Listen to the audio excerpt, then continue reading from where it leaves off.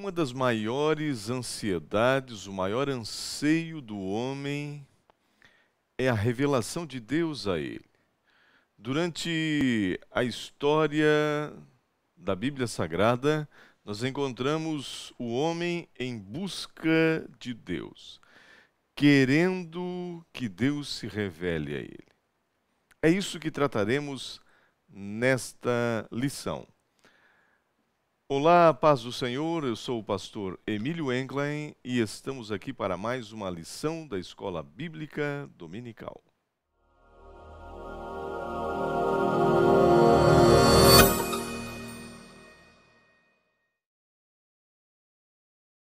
O título de nossa lição, a lição de número 12, quando Deus se revela ao homem.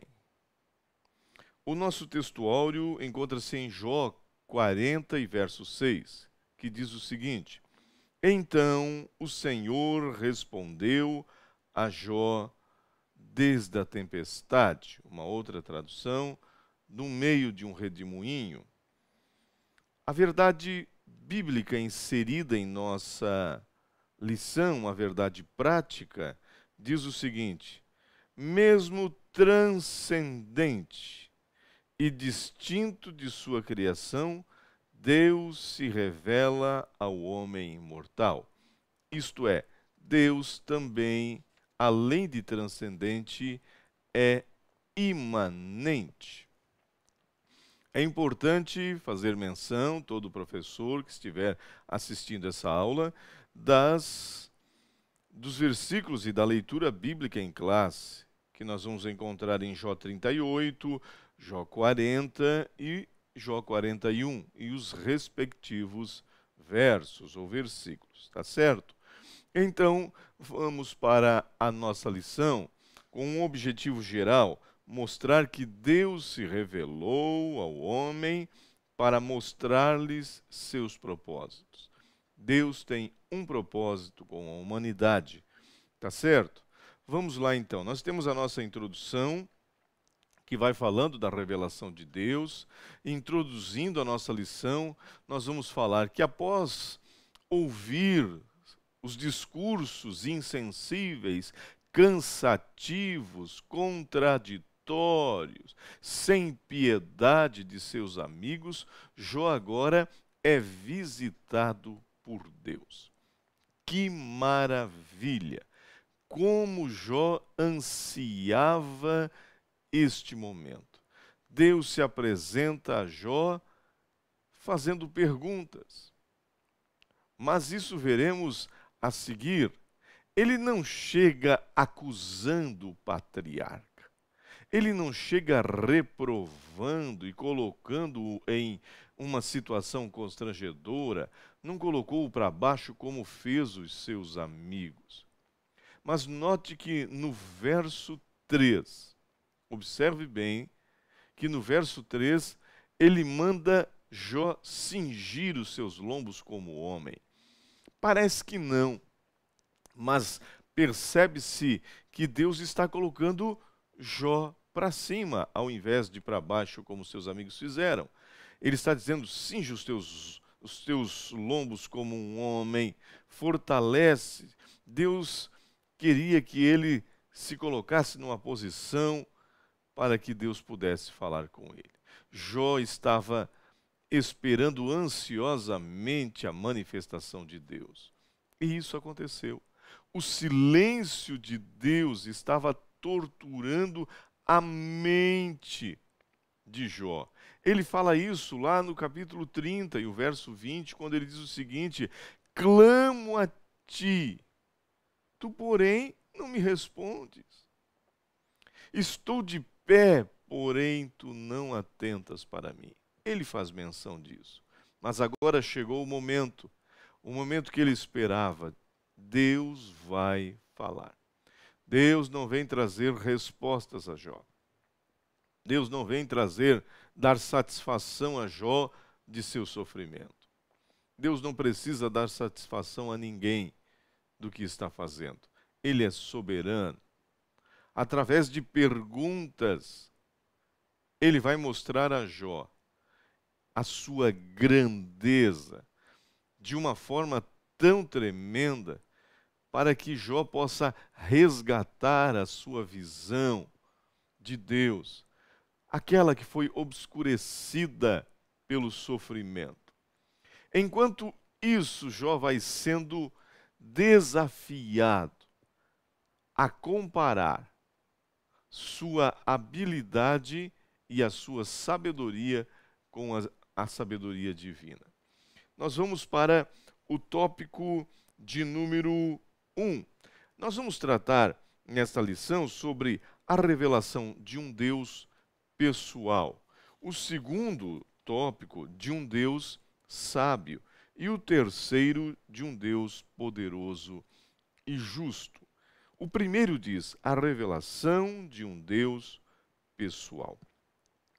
O subtópico diz assim: um Deus que tem voz. Deus havia falado no início do livro de Jó. Jó não sabia nada disso. Jó não ouviu a voz de Deus, porque a conversa, o diálogo foi no mundo espiritual. Quando ele diz a Satanás: tens visto meu servo Jó? Deus dá testemunho de Jó e Jó nem sabe disso. Jó ouviu a esposa que mandou amaldiçoar Deus e morrer.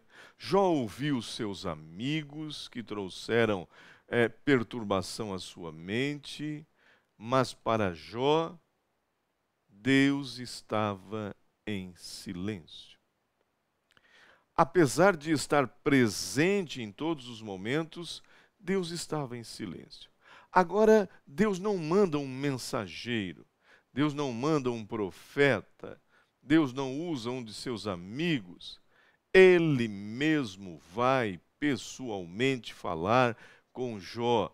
No auge de sua angústia, Deus chega. Jó 38 começa assim: depois disso o que, pastor? Depois disto, depois de tantas dores, depois de tantas dúvidas, depois de ouvir os discursos insensíveis de seus amigos, depois de lamentar tanto, depois de tanto desejar, o Senhor respondeu. Observe bem, depois disso, o Senhor respondeu a Jó do meio de um redemoinho. Que coisa tremenda! O subtópico 2 diz a poderosa manifestação de Deus. Quantas manifestações nós vimos na Bíblia Sagrada? Para Elias, ele não estava no meio da tempestade, ele veio numa brisa suave. Para Moisés, ele está se manifestando na sarça ardente. Para tantos outros, Deus se revelou. Para Jó, vem do meio de um redemoinho. Como isso aconteceu? Podemos imaginar os segundos que antecedem a manifestação de Deus no meio de um redemoinho.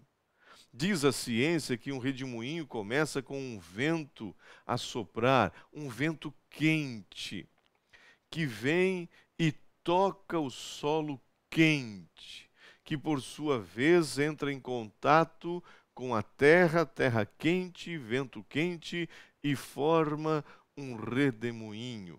Talvez aconteceu assim. Este fenômeno da natureza poderia de repente ser normal para o homem de Uz, para Jó, naquela região. Como era normal uma sarça pegar fogo no deserto. O que não foi normal para Moisés é do meio da sarça vem a voz de Deus. Algo sobrenatural está acontecendo ali. Jó ouve a voz de Deus que vem de dentro do redemoinho. A voz que ele tanto esperou, que tanto ansiou ouvir. Que coisa linda isso. Não era uma manifestação teofânica. Não foi um anjo ali era uma manifestação pessoal de Deus. O terceiro subtópico diz o seguinte: o Deus que está presente. É maravilhoso comentar esta lição e ver como Deus é tremendo. Nas exposições teológicas dos amigos de Jó, o El Shaddai, o Todo-Poderoso, era um Deus distante, longe dos homens devido à sua soberania, e estava preocupado em castigar os maus. Mas vimos nesta lição e conhecemos pela palavra de Deus que Deus está bem próximo de nós, como estava de Jó. Olha o que diz em Isaías 57 e o versículo 15. Porque assim diz o alto e sublime, que habita na eternidade, cujo nome é santo, num alto e santo lugar habito. Dividimos esse versículo. Um Deus transcendente, que está acima de tudo, que está nos céus, que está acima dos céus. Agora, ele diz o seguinte: como também habito com o contrito e abatido de espírito. Olha o Jó. Para vivificar o espírito dos abatidos e vivificar o coração dos contritos. Um Deus imanente, um Deus presente, um Deus próximo. Portanto, Deus não havia abandonado Jó. Deus estava em silêncio, e silêncio de Deus não é sinônimo de abandono. Nos bastidores divinos, nos bastidores celestiais, as coisas estavam acontecendo. Deus está olhando para você. É importante que você perceba isso. Aí nós vamos para o tópico de número 2. Depois de falar de um Deus presente, o tópico de número 2 fala da revelação de um Deus sábio. Um Deus que está presente e um Deus que é sábio. Nós encontramos no primeiro subtópico a mecânica ou na mecânica celeste. Interessante olhar a forma como Deus colocou para funcionar tudo aquilo que criou. Deus não está indignado com Jó por seu protesto. Não. O Criador não humilha o patriarca por indagar o seu silêncio. Não. Deus não vai dizendo: por que tu estás duvidando de mim? Você acha que eu não existo? Não. O Todo-Poderoso não machuca Jó mais do que ele já está. Deus aplica a teologia de que mais pergunta do que responde. Deus não veio trazer resposta, já falei isso. Ele chega a liberar uma ponta, um bom traço de ironia na conversa com Jó. Observe uma coisa, no versículo 21 de Jó, ou do capítulo 38, ele diz a Jó assim: de certo, olha o tom irônico de Deus, de certo tu o sabes, porque já então eras nascido, até porque você já tem um bom grande número de dias. Deus está dizendo assim: você sabe aonde é que você estava quando eu lancei os fundamentos da terra? Tu já tinha nascido? Pergunta irônica. Deus faz isso. Apesar do patriarca demonstrar uma sabedoria muito grande em relação aos seus amigos, quando ele fala das belezas naturais e do garimpo e de buscar ouro e tantas coisas, ele mostra de fato uma sabedoria. Porém, a sabedoria que Deus apresenta é muito maior, mostrando que o patriarca nada sabia. O Criador começa a mostrar a Jó como ele orquestrava o universo, como ele colocou como um relógio bem equilibrado, bem regulado, tudo estava no seu controle. Aí ele começa a fazer perguntas a Jó, tais como: aonde tu estavas quando eu quando eu fundei a terra, lancei os fundamentos? Aonde estava? Aonde está o caminho? Onde mora a luz? De que ventre procedeu o gelo? Perguntas que a gente não sabe de fato responder. E quem gerou a geada no céu? Deixaram o sábio patriarca calado, sem saber o que responder.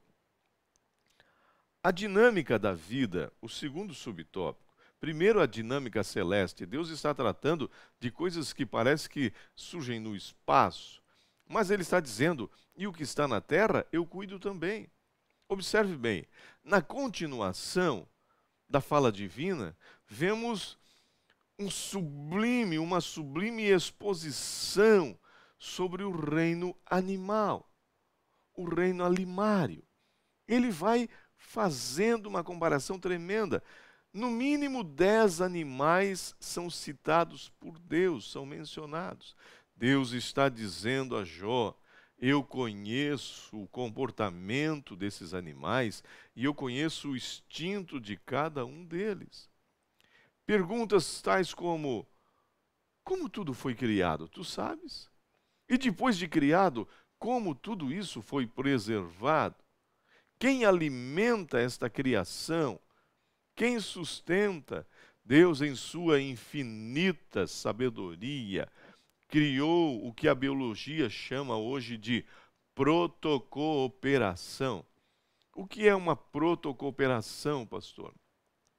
É o local onde duas espécies totalmente diferentes interagem entre si, se beneficiando uma da outra, sem que uma prejudique a outra. Quer um exemplo? O pássaro palito e o crocodilo. O pássaro palito entra na boca do crocodilo, enquanto ele o mantém aberta, e ele limpa todas as carnes que tem nos dentes do crocodilo, deixando o crocodilo livre de bactérias, com os dentes limpos, enquanto se alimenta. Isso é protocooperação. Outro exemplo é o pássaro preto e o búfalo. O pássaro preto pousa sobre o couro, sobre as costas do búfalo, retirando todos os carrapatos que ficaram ali. Alimenta-se e deixa o búfalo livre dos carrapatos. Isso se chama protocooperação. Quem fez isso? Deus. Agora eu pergunto para você que está me ouvindo: se Deus cuida do búfalo, do crocodilo, do pássaro palito e de outros mais, cuida de você também. Jó aprende que Deus não é apenas criador, mas mantenedor. E com essa revelação, Deus está dizendo a Jó: eu cuido dos animais da terra, do espaço, e de onde tiver um animal, eu cuido. Eu cuido de você também, Jó. Deus cuida de nós. No terceiro subtópico diz o seguinte: na necessidade de se conhecer melhor a Deus. Interessante. Parece que toda a sabedoria do patriarca expressada até ali não foi o suficiente para dizer que conhecia Deus em sua plenitude. Apesar de, no capítulo 28, Jó fazer um discurso admirável sobre a sabedoria de Deus, neste momento, simplesmente ele chega à conclusão: eu não sei nada. Jó não havia sido infiel a Deus, não blasfemou contra Deus, mas questionou a justiça de Deus, questionou momentos a majestade de Deus. Teve momentos que ele ficou indagando demais. E foi por isso que Deus faz tantas perguntas ao patriarca, mostrando que ele não conhecia Deus de fato. O próprio Jó se revela e vai revelar isso lá na frente, no 42, no capítulo 42, quando ele disse assim, ó, com os meus ouvidos eu ouvia falar de ti, mas agora os meus olhos te veem. Foi tremendo isso, tá certo? Vamos então para o último tópico de nossa lição, o tópico de número 3. A revelação de um Deus poderoso e justo. É muito importante a gente analisar este tópico. Por quê? Porque tem muitas dúvidas. Há pouco tempo alguém me perguntou sobre animais citados aqui que ninguém consegue saber o que de fato é. A verdade é que eu não vim aqui trazer para você a revelação desses animais, tá certo? Mas observe que a nossa lição, de acordo com o texto bíblico, ela faz a seguinte divisão. Já falamos no início, a revelação de um Deus pessoal, que não obstante ser transcendente, é imanente também. Ele é soberano, mas está presente. A revelação de um Deus sábio que fez tudo e orquestrou tudo e criou o universo de forma sábia. Mas agora ele vai falar de um Deus poderoso e justo. E para falar de seu poder, ele vai escolher dois animais que existiam no tempo de Jó. Quais deles? O Behemote e o Leviatã. Jó 40 começa falando assim: E disse mais o Senhor a Jó, isto é, Deus não havia terminado o seu discurso. Deus disse, eu tenho mais coisas para falar, e eu continuo a minha conversa. Jó ainda estava tentando entender as razões de seu sofrimento, quando Deus prossegue e Deus faz menção de grandes criaturas do tempo de Jó, a fim de ilustrar o seu grande poder. Behemote e Leviatã. A versão ARC, que é Almeida Revista e Corrigida, não traduz esses termos. Ela não fala nada.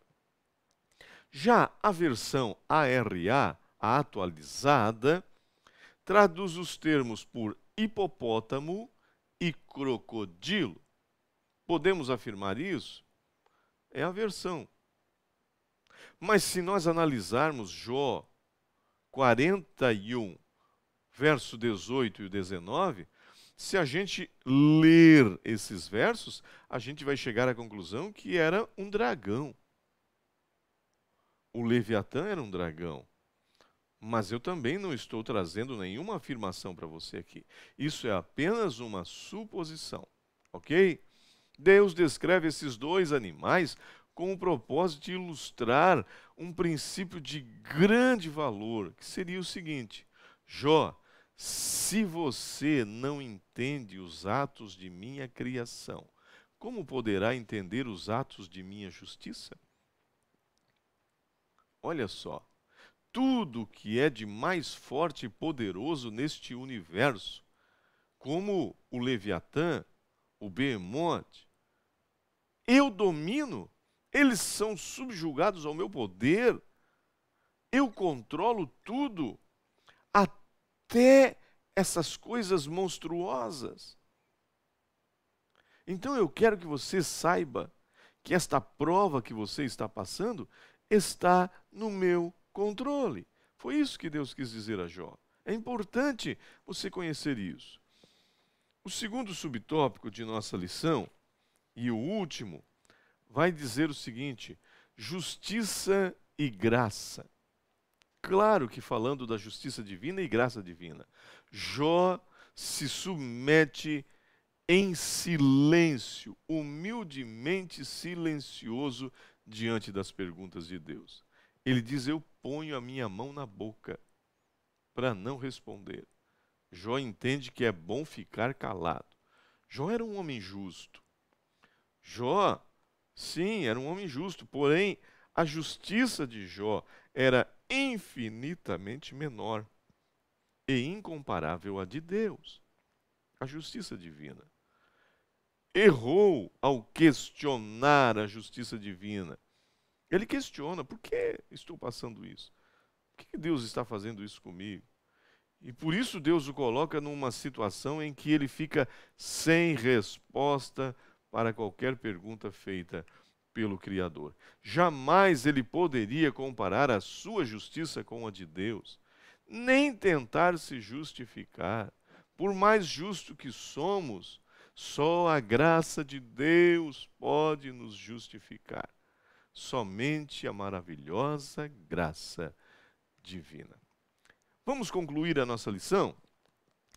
Há um hino que diz: quando Deus está em silêncio, é porque está trabalhando. É bem verdade que o silêncio de Deus perturba o coração do homem, como disse o salmista: quando tu te calaste, fiquei aterrorizado, fiquei perturbado.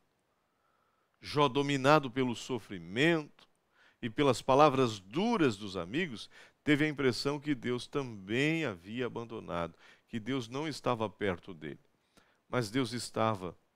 Estava tão perto de Jó como esteve na frente com José, José na casa de Potifar, José na prisão, José no trono. Deus estava com ele lá. Deus estava com Jó como esteve lá na frente com Davi, Davi no campo, Davi no deserto, Davi nas cavernas, até chegar no trono. Deus estava com Davi. Deus está conosco quando estamos com Deus. Se abandonarmos, diz a Bíblia, Ele nos abandona. Mas se não, Ele sempre estará conosco. Deus está com você. Confie, esta prova vai passar. Deus abençoe você. Até a próxima lição. Quem sabe até o próximo trimestre. Na paz do Senhor.